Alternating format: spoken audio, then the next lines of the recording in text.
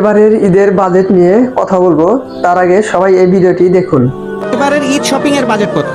25-30 20,000 এর মতো, এই তো 25,000-এর মতো। আর বাজেট 5-এর মধ্যে ছিল 3 পিসের জন্য 20,000, তাও 10 কার টাকায় শপিং হচ্ছে এবার? নিজের, বাবার, হাজবেন্ডের, সবার। 10 ঈদে নিজের জন্য কত টাকা বাজেট করেছেন? নিজের জন্য এখনো করা হয়নি।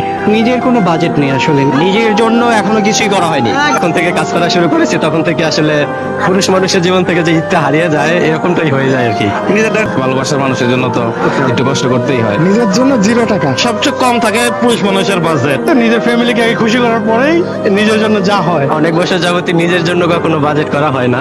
ঈদের জন্য নিজের শপিং বাজেট এখনো করা হয় নাই। আগে ফ্যামিলির জন্য কিনে পরে লাস্টের দিকে বের হই আর কি নিজের।